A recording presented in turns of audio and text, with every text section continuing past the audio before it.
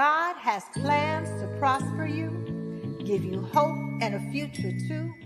So let me remind you of what you have the power to do. You've been on a journey, trying to find your way.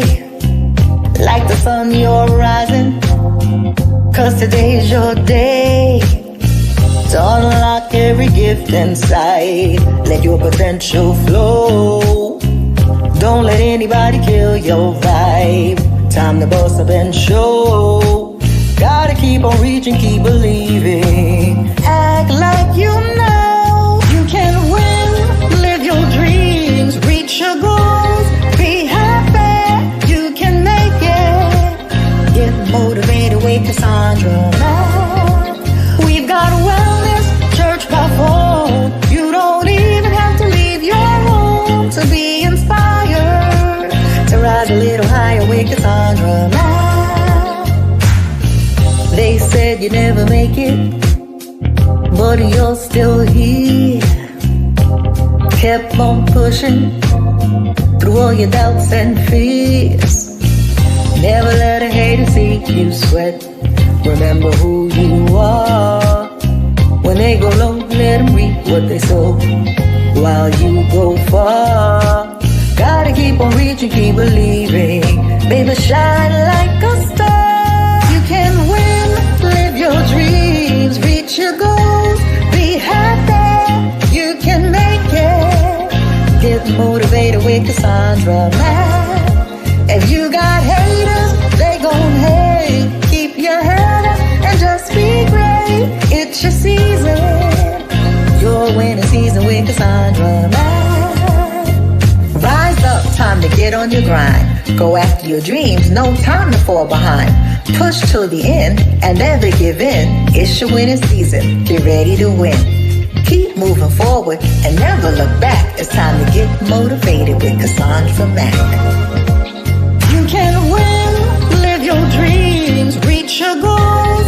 Be happy, you can make it. Get motivated with Cassandra Mack. We've got wellness, church by phone. You don't even have to leave your home to be inspired. To rise a little higher with Cassandra Mack.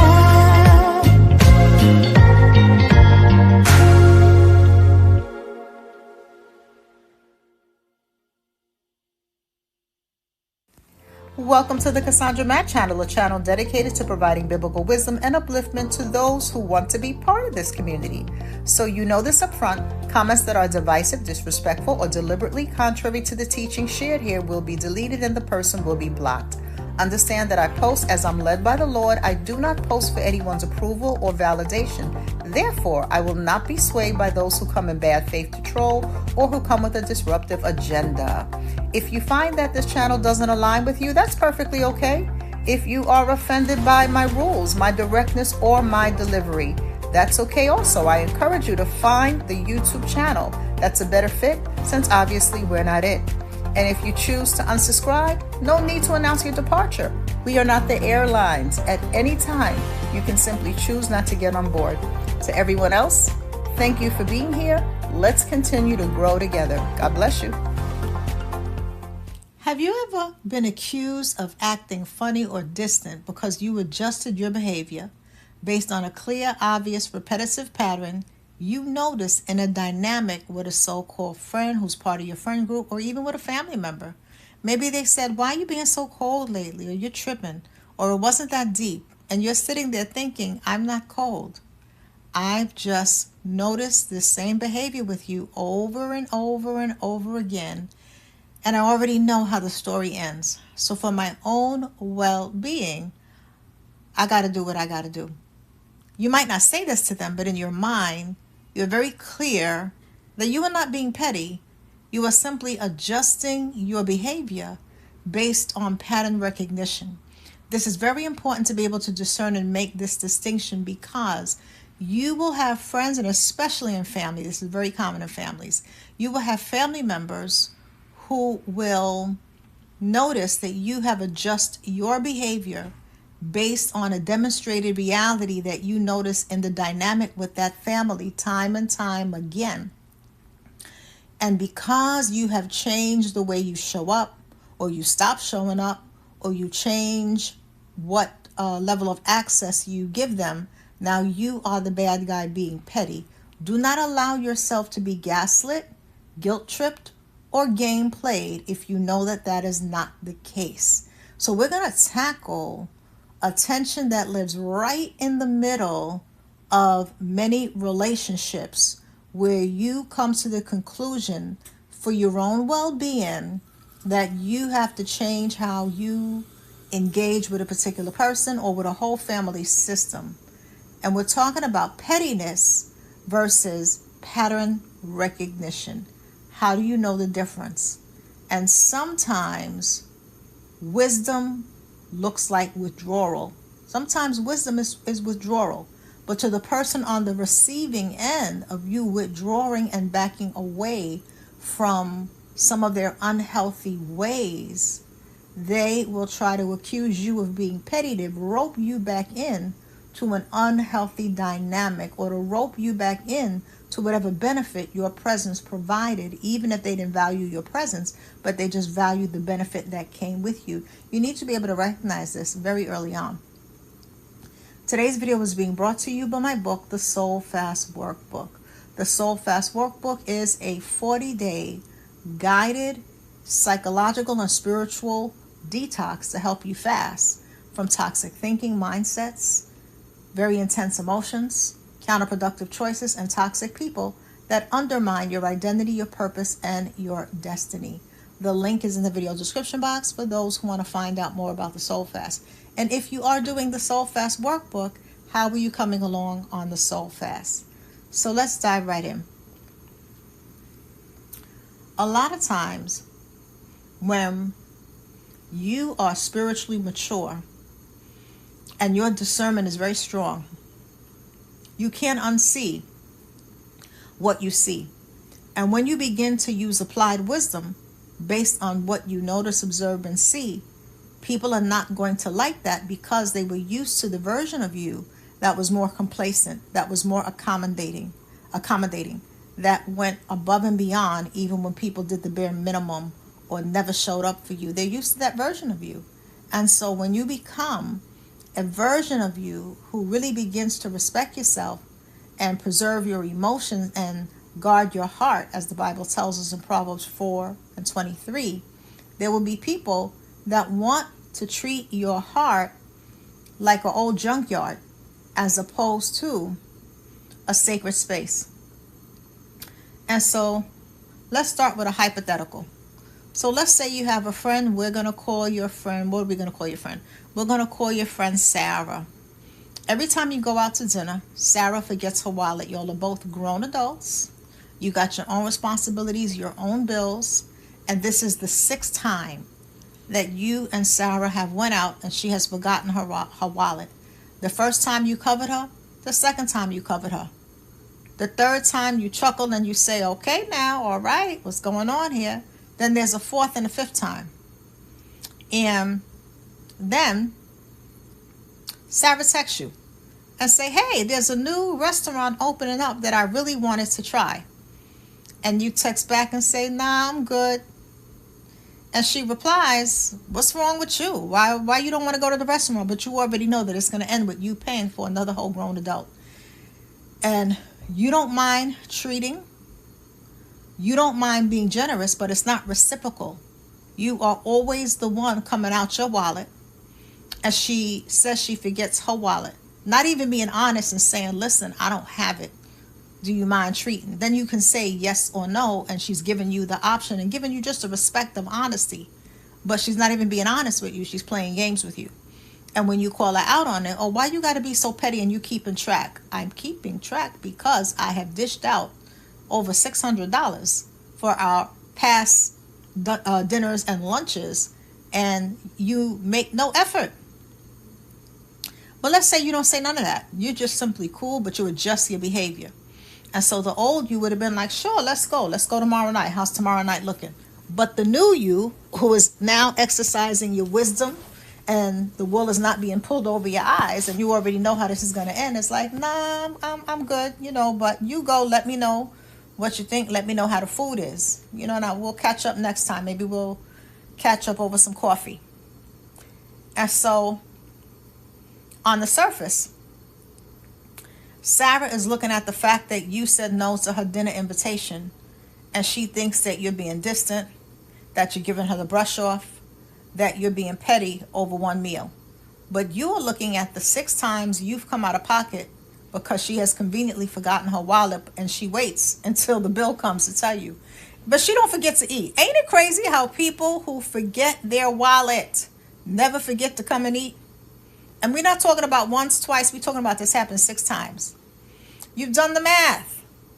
And so the statistical probability, let's just talk statistically, the statistical probability of you paying for Sarah's dinner again is very, very likely, probably 99%.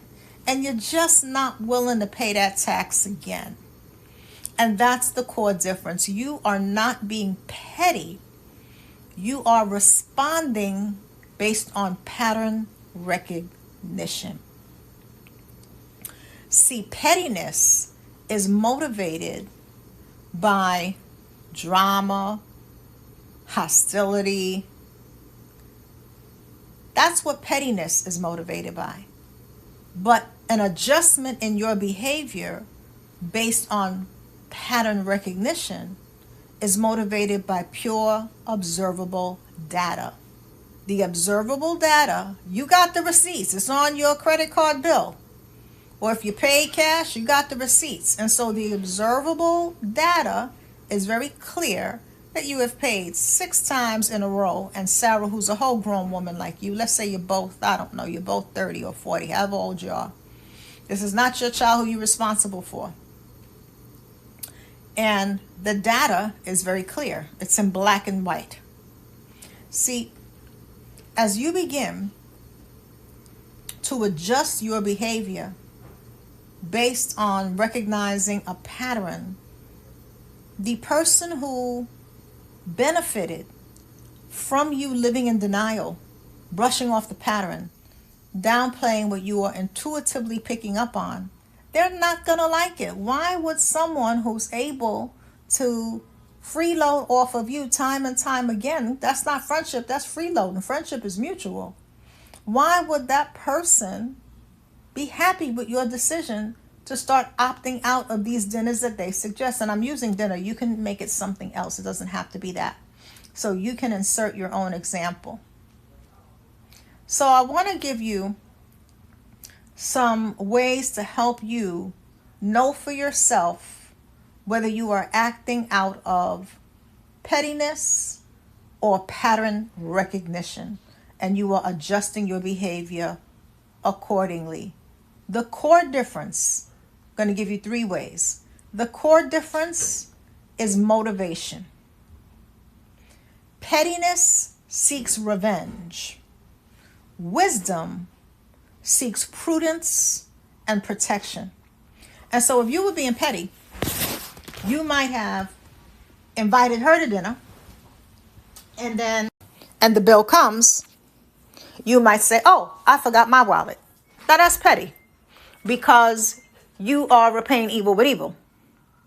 But by setting a clear boundary right off rip, right from the gate, and saying, nope, I'm not going to take you up on the invitation for the restaurant. And you may choose to elaborate, because I find that every time we go out to eat, at your suggestion, you invite me out to eat, your suggestion, you conveniently forget your wallet, and you wait until the bill comes. And this is a pattern I've noticed because it has happened over 6 or 7 times. And so I have bills, I have priorities that I have to utilize my money for. So it's a very different motivation. One is responding from wisdom based on pattern recognition. The other is playing games, seeking revenge. That's not what you're doing. You ain't trying to go toe to toe to see who could forget their wallet. You're saying, I don't even want to play this game. Proverbs 22, verse 3 says, the prudent see danger and take refuge, but the simple keep going and pay the penalty. That's the NIV version. So you're being prudent. You see the danger of me going to dinner with Sarah for the 12th time, the 7th time, however many times. The danger is I'm going to be out of $100 and my cell phone bill is coming up. My light and gas bill is coming up. And I got to take care of these things. She is not my minor child. So the prudent see danger and take refuge. And the refuge is you take refuge in deciding, I'm going to opt out of your dinner invitation.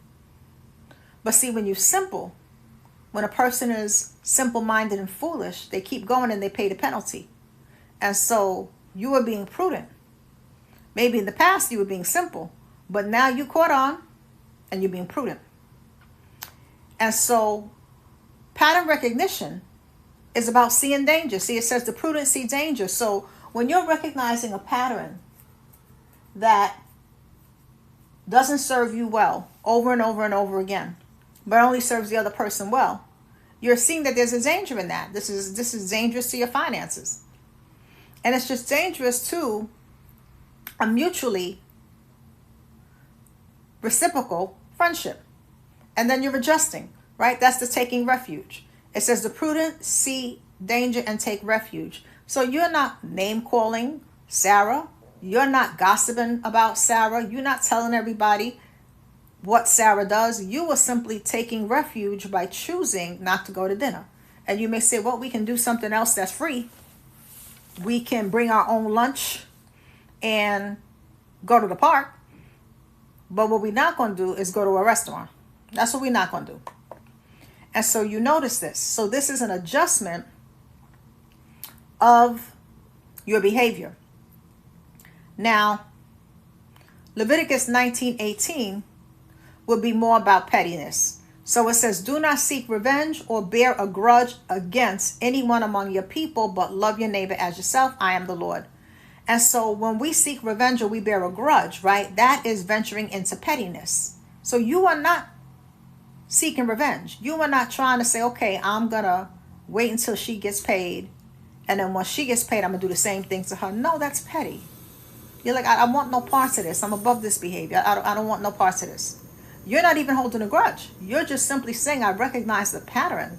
And data doesn't lie. The data is showing me by way of my own credit card receipts, by way of my own Cash App transactions, by way of the fact that I'm a little behind in paying this bill because I'm out of $100 that I needed for this particular bill. That is showing me a pattern here. So that's not a grudge. That's pattern recognition. So this addresses the motivation. See, pettiness is often the action of bearing a grudge or seeking a small little revenge. It prioritizes revenge over peace. When you opt out of going to dinner with Sarah, you are protecting your peace, right? The scripture says, if it is possible, be at peace with everyone as far as it depends on you. And so you're like, I'm going to peacefully protect my finances by not going to dinner with Sarah for the 17th time. Here's the second thing. So the question often comes up, why do people who know that they are using you or exploiting you in some kind of way or taking advantage of you, why do they call you petty and not themselves petty? Well, that's gaslighting. That's the gaslighting element. And so usually the person who's accusing you of being petty, they either lack self-awareness or they want to avoid accountability. Because for them to say, you know what, you are absolutely right. I have asked you to go to dinner 6 times, 10 times, and each time I tell you I forget my wallet. And the reality is I didn't forget my wallet. I just wanted you to pay because you make more money than me. And the thing is, even if you do earn a higher salary, maybe you have higher bills. Nobody can really count your money for you because nobody knows the bills that you have. Maybe you have student debt. Maybe you are helping your parents financially. Like, nobody knows what you got to do with your money to be able to count your money, but people love to count other people's money. And it's not her money to count. It's your money. It's not Sarah's money. So a lot of times when a person lacks self-awareness or they just want to evade responsibility, they will throw the blame on you. And so you got to know that you don't have to internalize that gaslighting. Proverbs 19:25 says, if you punish a mocker, the simple-minded will learn a lesson. If you correct the wise, they will be all the wiser. So people who call you petty for protecting your peace and stewarding your God-given resources with wisdom and discretion, including the resources of your finances, right? When you are proactive and protective about those things, oftentimes people who call you petty for recognizing patterns and adjusting your behavior accordingly, they're acting as mockers. They're acting as a mocker, like you are mocking my level of intelligence. You playing me like I'm boo-boo the fool, like you think I'm stupid. What you think, I'm stupid? Look, I'm not simple-minded. See, they don't want to see the pattern because they lack the wisdom to see it. Now, part of wisdom, because wisdom encompasses a lot, part of wisdom is humility. So when a person want to be wrong and strong, they're lacking in wisdom. You ever met a person who's wrong and strong? Like they are dead wrong. I'm talking dead wrong with a capital W. And rather than saying, you know what, you got me, I was wrong, I was out of pocket, they're going to double down on their wrong and strong and vilify you because they don't have the humility. It's pride. It's entitlement. It's ego. Right? What psychology may call narcissism, the Bible will refer to as pride. So that is a form of pride. It's the same thing, said differently, different language, same behavior.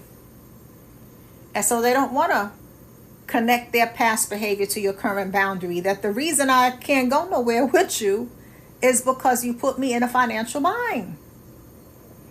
And what am I going to do? We in the restaurant and the bill don't come.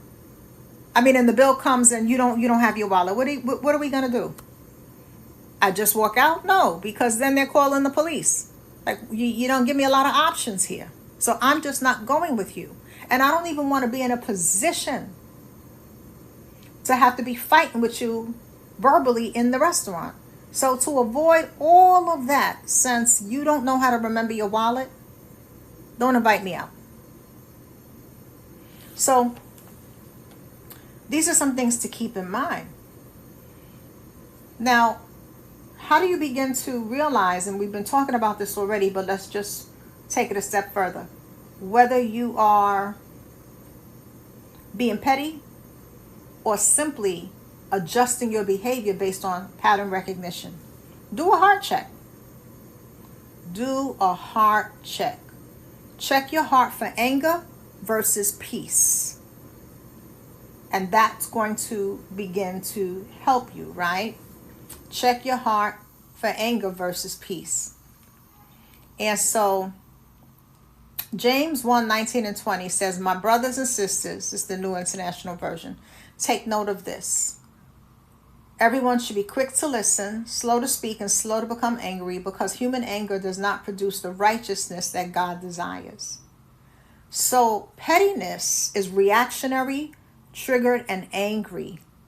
Pattern recognition is applied wisdom by recognizing data points. Very different motivation. And so you're not being quick to anger. You done paid 6, 7, 8 times. So if you wasn't angry after the 3rd time it happened, you're not quick to anger. You absorb the tab. But you notice a pattern.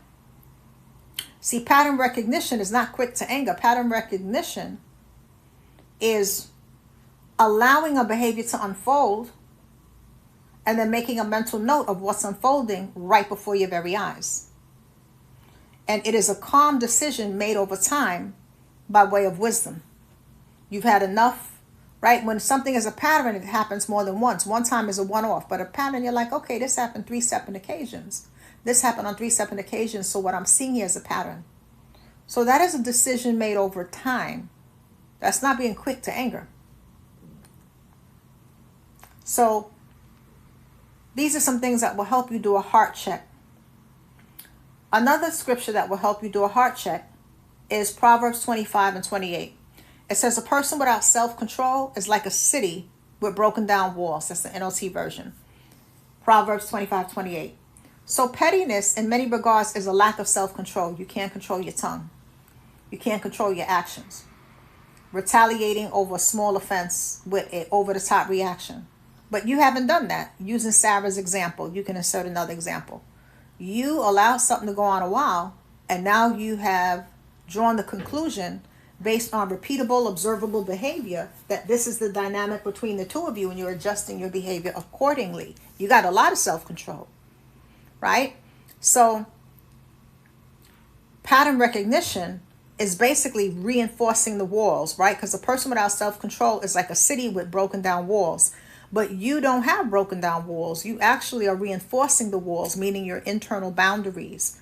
You are reinforcing the boundaries of your inner city, the city within, to keep out consistent threats of your finances, it's not even really about the money.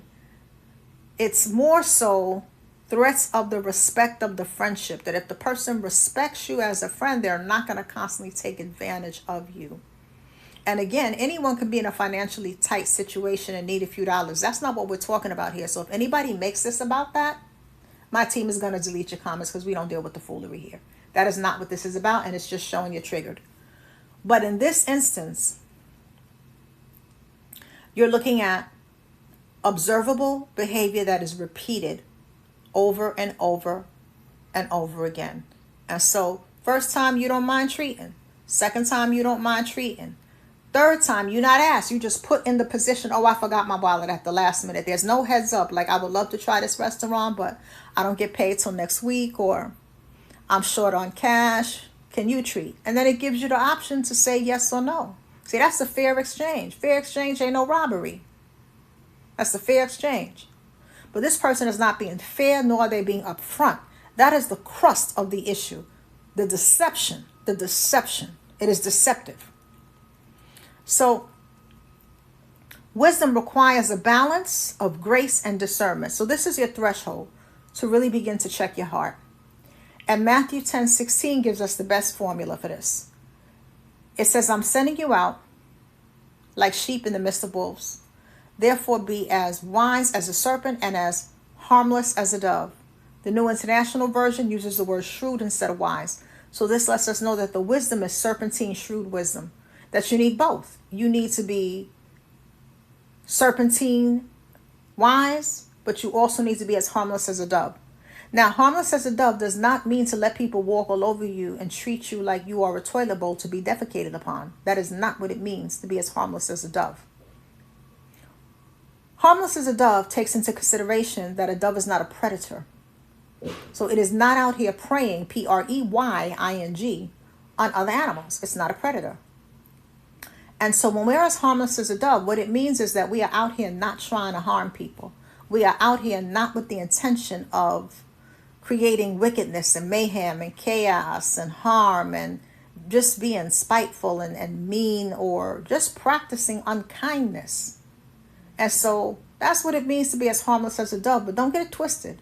A dove still has a beak and it still has claws. And if you disturb the nest where the eggs are, it'll do what it has to do. It's not out here trying to prey, prey, or harm anybody, but it can't let itself be harmed either. And so it is about balance. And so when you are being as shrewd as a dove, that's pattern recognition. You're noticing, okay, they trying to play like they a sheep, but actually they are a wolf in sheep's clothing, because they're not dealing with me with basic integrity. They're dealing with me from a deceptive, entitled, narcissistic place, regardless of how they want to play it off. And when I navigate accordingly, because I don't want to tolerate deception anymore, they have an attitude because they're losing the benefit that was attached to my presence. They really don't care about losing my presence. It's the benefit attached to my presence. See, that's not being petty. You don't purposefully go out with wolves. A wolf is a predator. A wolf will rip you to shreds and not have a second thought about it.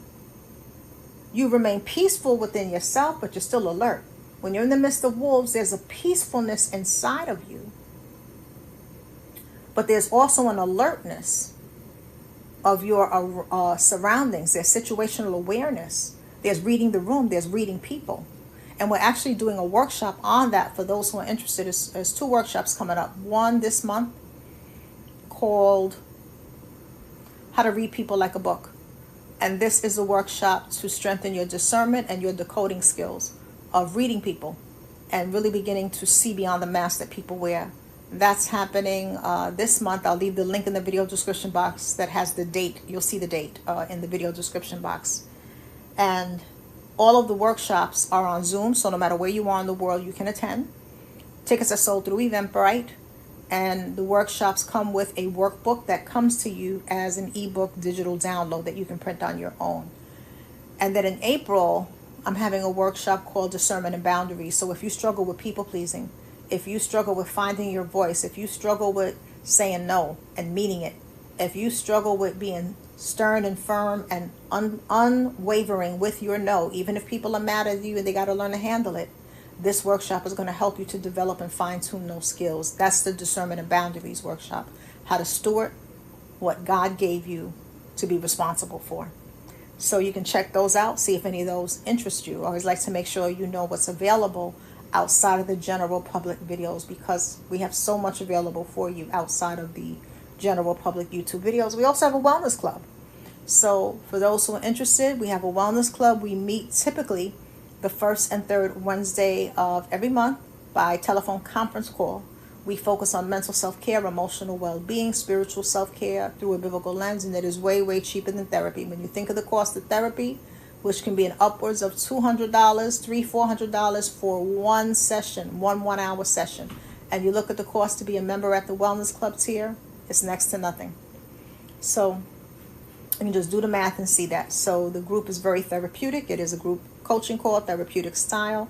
Not only are you speaking with me, but more important than speaking with me, you have an opportunity to hear from the other Wellness Club members. So also share what's on your heart relative to the topic on that day. So I want to make sure you know about that. You'll see a link in the video description box to join channel membership, become a channel member. And we have 3 amazing tiers of membership. So shout outs to the channel supporters. You are so amazing, and I want to say thank you for actively supporting this channel and ministry. We have the Blessed Life Club. That's going to allow you to get the recordings of Church by Phone. Church by Phone is always free, always open to the public. But if you want the official recording of Church by Phone and what we call the bonus audio of Recap and Run With It, where we walk you through how to apply the word in your daily life beyond the Sunday sermon, all of that comes with being a member of the Blessed Life Club. Then there's the Wellness Club, which most of you ask about because that's the one that comes with the conference call. So you'll see, make sure you join at the Wellness Club tier if you want access to the Wellness Call. What happens is a lot of people join at the channel supporters tier, and then they wonder why they can't get through on the call. It's because you didn't join at the Wellness Club tier. So make sure you're joining for the tier that you want the features of. So how do you respond when you are accused of being petty? When you're not being petty, you have simply recognized the pattern. You are implementing pattern recognition skills, and you are adjusting your behavior accordingly. But the person on the receiving end wants to call you petty because you have stopped allowing the same level of access. That's really what it comes down to. So you can speak the truth in love without being defensive, right? And there are some scriptures that fit. So Proverbs 26, 4 and 5 says, do not answer a fool according to his folly, or you yourself will be just like him. Answer a fool according to his folly, or he will be wise in his own eyes. And so when it's clear that somebody is trying to bait you into a nonsensical argument, when it's clear that you have given a reason and the person is committed to misunderstanding you, don't start going into over-explaining mode, because now you are answering a fool according to his own folly, his own flawed reasoning, his own or her own. There's no gender in this scripture. It's for men or for women, so it's not a man thing or a woman thing. It's a human thing. So when you find yourself over-explaining, doing backflips, changing your mind based on pressure and guilt tripping and not based on being led by the Holy Spirit, You're answering a fool according to their folly, right? So you don't want to do that. And so you can speak the truth in love without being overly defensive about it. So coming back to the Sarah situation, you might say something along the lines of, Sarah, for the past 6 months, we have went to dinner 10 times at your invitation. And each time you invite me to go to a restaurant, you tell me once the bill comes that you forgot your wallet. Would I mind paying? You're going to pay me back. I pay. When I ask you for the money, you give me a story that you don't have it. And this has happened multiple times. If you need to, I could pull out my credit card bill and show it to you. Oh, why are you being petty? Why are you being petty? It's no more to say. Once you start going back and forth, now you're answering a fool according to their folly. You can just be calm. There's nothing more to say at a certain point. So know that you can speak the truth in love. And that's the ideal response. Ephesians 4:15 says, instead, speaking the truth in love, we will grow to become, in every aspect, the mature body of him who is the head, Christ.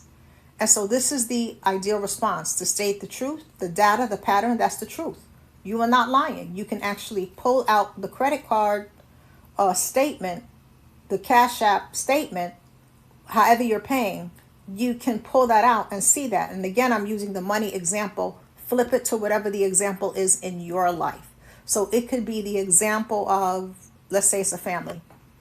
And it's you and 5 of your first cousins or 7 of your first cousins, however many cousins. They always hang out with each other. They invite each other to stuff. They celebrate one another's birthday. You barely get a birthday call.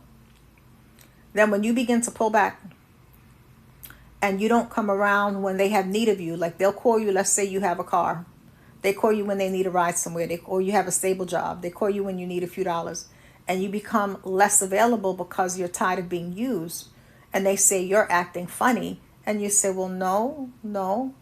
You know, I have pulled back. Yes, right? You don't want to lie. I have pulled back because I've noticed that you will never invite me to the birthday gatherings that you have, to the little dinners that you have, that I'm never invited or included. And they're like, oh, you lying. Oh, you lying. And let's say you pull up Instagram where they have all the pictures posted and you show them. You're like, no, see, I'm not present at this one. And I didn't receive an invitation. Then they get mad and say, see, you being petty. You're not being petty. They're gaslighting you because they don't have an answer to your proof, because you're showing them the data and it's uncomfortable for them. So you are stating the truth in love. See how calm I'm speaking? You are speaking the truth in love. That you're showing them, no, this is the data here. This is the pattern. The pattern is the pictures. The pictures don't lie. The pictures on Instagram don't lie. The pictures on Facebook don't lie. That you all are part of an inner circle that I am not included in. But whenever you need a few dollars, whenever you want me to put in a good word for the ABC company, you're able to find my number then. Oh, why you got to be like that? Then they turn the tables on you. At that point, you cannot answer a fool according to their folly. You have to use your discernment. And your discernment is showing you they are unwilling to have an authentic conversation about this. They don't want to come to a mutual understanding. They simply want me to revert back to the way that I was engaging with them before I paid attention to the pattern and adjusted my behavior accordingly. That I will not do for my own dignity and self-respect. So you got to recognize that difference, because you will get pushback. Anytime you're asserting a boundary, even in a calm, kind way, you're gonna get pushback because the person is no longer getting the benefit they used to get with you. So if you were the cousin who everybody dropped their kids off and you would babysit for free, and now you're like, I'm a little tired that none of you call to see if I'm dead or alive. None of you come to check, my babysitting services is over. I'm not the free babysitter. So of course they're going to be upset, because now they got to find somebody who they have to pay to watch their kids, because you are no longer willing to do that. So do know that they're going to be upset. And I think a lot of people have an unrealistic expectation that when you adjust your behavior based on pattern recognition, you think everything's going to be smooth. No, the warfare is going to get worse. The warfare is going to get worse. And so you got to remember that the thief comes only, according to John 10:10, to steal, kill, and destroy. Christ comes so that we may have life and have life more abundantly. And one of the ways that the thief will steal, kill, and destroy is using other people. Sometimes the people closest to you, the people you spend the most time with, they're just the instrument, but he is the orchestrator of it. They're just the instrument of it.